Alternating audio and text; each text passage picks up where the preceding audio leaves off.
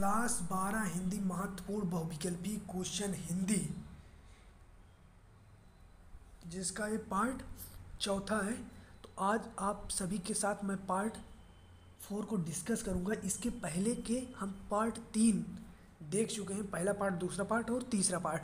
तो जो लोग नहीं देख रहे हैं, हर एक पार्ट दूसरे कम पार्ट पे आधारित है। जैसे मान लीजिए आप दूसरा पार्ट पढ़े तो दूसरा पार्ट के जो महत्वपूर्ण क्वेश्चन रहेंगे, जैसे जो दूसरे पार्ट के महत्वपूर्ण क्वेश्चन है उसको हम तीसरे पार्ट के जब हम पढ़ाएंगे तीसरा पार्ट, तो उसमें हम जरूर डिस्कस कर लेते हैं। जैसे जब हम चौथा पार्ट देख रहे हैं तो चौथे पार्ट में ऐसे बहुत से क्वेश्चन होंगे जो कि पार्ट तीसरे में डिस्कस किए गए थे, यानी कि जो पार्ट 3 के महत्वपूर्ण क्वेश्चन थे उसको हम पार्ट 4 में भी देखेंगे, क्योंकि जिससे आपका रिवाइज होता रहेगा और आपको याद करने में बहुत सरलता होगी।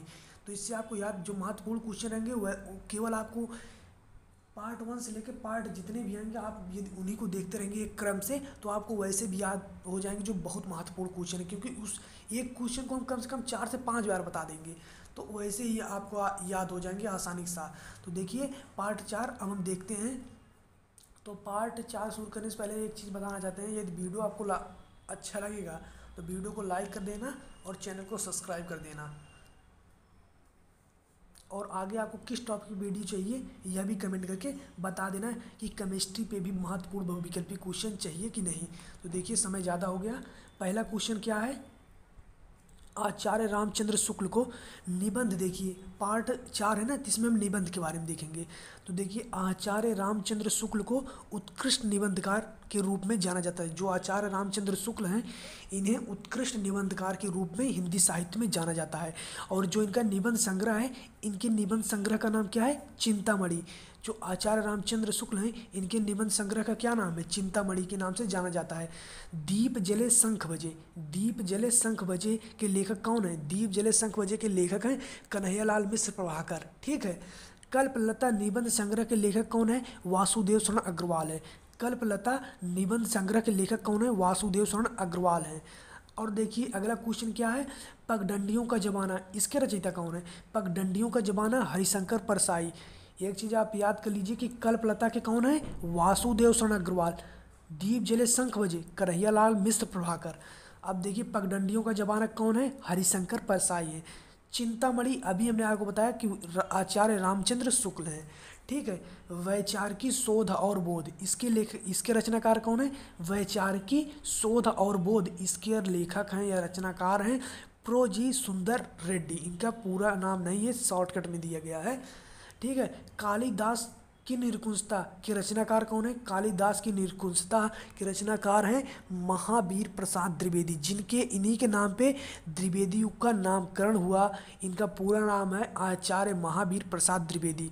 और जो इन्हें आचार्य की उपाधि मिली थी वो इन्हें नगरी प्रचारी सभा ने दिया था। ठीक है। अब आप हमें कमेंट करके ये बता दीजिएगा कि जो नगरी प्रचारी सभा है, जो नगरी प्रचारी सभा है उसकी स्थापना किस युग में हुई थी। हमने इस क्वेश्चन को पार्ट 1 में बताया था कि नगरी प्रचारी सभा की स्थापना किस युग में हुई थी। अब देखिए सच्ची वीरता, पवित्रता, कन्यादान। देखिए सच्ची वीरता, पवित्रता, कन्यादान, इन तीनों के रचनाकार कौन है, सरदार पूर्ण सिंह। महत्वपूर्ण क्वेश्चन है। अब आप सोचेंगे इन तीनों क्वेश्चनों को एक ही में ऐड कराया गया, इसका कारण क्या है। तो देखिए ये तीनों क्वेश्चन आपके बोर्ड एग्जाम में पूछे गए अलग अलग साल में। जैसे कई बार पूछा गया कि सच्ची वीरता के रचनाकार कौन है, तो आप क्या बताएंगे, सरदार पूर्ण सिंह। पवित्रता के रचनाकार कौन है, डॉक्टर सरदार पूर्ण सिंह। कन्यादान के रचयिता कौन है, डॉक्टर सरदार पूर्ण सिंह। तो जब आप सरदार पूर्ण सिंह को जैसे एक बार यहाँ याद किए, एक बार यहाँ पता लगा, एक बार और आगे, तो उन तीनों को एक ही साथ कर दिया गया, तो इन तीनों को आप आसानी से याद कर सकते हैं। और ये तीनों आपके बोर्ड एग्जाम में अलग अलग बार पूछे गए हैं, तो आप अच्छे से याद कर लीजिएगा कि सच्ची वीरता, पवित्रता, कन्यादान, इनके रचयिता कौन है, डॉक्टर सरदार पूर्ण सिंह। महत्वपूर्ण क्वेश्चन है। ललित निबंधकार माना जाता है, ललित निबंधकार किसे माना जाता है, तो कुबेरनाथ राय को ललित निबंधकार के रूप में जाना जाता है या माना जाता है। तो एक बार फिर से बताना चाहते हैं कि सच्ची वीरता, पवित्रता, कन्यादान, इसका रचयिता कौन है, डॉक्टर सरदार पूर्ण सिंह है। अशोक के फूल एक ऐसी विधा है, तो अशोक के फूल जो है यह ललित निबंध है। ठीक है। तो अब चलते हैं हम आगे। अभी जैसे हमने आपको बताया था कि सरदार पूर्ण सिंह की 3 रचनाएं थी, ठीक उसी प्रकार से अब आप देखिए, निंदा रस, शिकायत मुझे भी है, पगडंडियों का जमाना, तब की बात और थी, रानी नागफनी की कहानी। ये जो पांचों रचनाएं हैं ना, इन सभी रचनाओं के रचनाकार जो हैं कौन है? हरिशंकर परसाई हैं, हरिशंकर परसाई। तो आप जान लीजिए कि निंदा रस, शिकायत मुझे भी, एक पगडंडियों का जमाना, तब की बात और थी, रानी नागफनी की कहानी, इन सब का रचयिता कौन है? हरिशंकर परसाई हैं। तो ये सभी क्वेश्चन आपके बोर्ड एग्जाम में अलग अलग तरीके से पूछे गए, जैसे मैंने अभी आपको सरदार पूर्ण सिंह के बारे में बताया, कई बार पूछे गए निंदा रस, कई बार पूछे गए शिकायत मुझे भी है, या पगडंडियों का जमाना, तब की बात और थी, रानी नागफनी की कहानी। तो ये सभी क्वेश्चन अलग अलग थे, इन सभी को हम एक साथ कर दिए जिससे आपको याद करने में क्या हो? सरलता। अब देखिए आगे हम चलते हैं। कूटज के रचनाकार, कूटज के रचयिता कौन है? तो डॉक्टर हजारी प्रसाद द्विवेदी जी हैं, वो कूटज के रचयिता हैं, यह महत्वपूर्ण है। ठीक है। रसज्ञ रंजन निबंध है जो कि किसके द्वारा रचित है? महावीर प्रसाद द्विवेदी द्वारा रचित है रसज्ञ रंजन। राष्ट्र का स्वरूप, ये आप सब जानते होंगे, पढ़े हैं, वासुदेव शरण अग्रवाल। निबंध विधा का विकास किस में हुआ? तो निबंध विधा का विकास जो है छायावाद युग में सबसे ज़्यादा हुआ।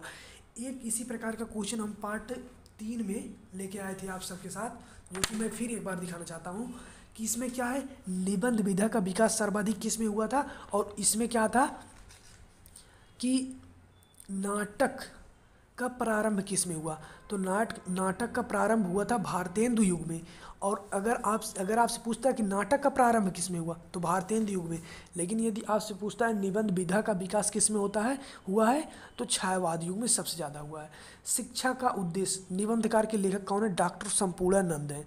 सच्ची वीरता हमने आपको बताया था, कौन है? सरदार पूर्ण सिंह। और इसके साथ साथ सरदार पूर्ण सिंह को हमने क्या बताया था? मतलब सच्ची वीरता है, कन्यादान है, पवित्रता, इन तीनों के रचनाकार के साथ साथ एक आप और याद कर लीजिएगा, मजदूरी और प्रेम। मजदूरी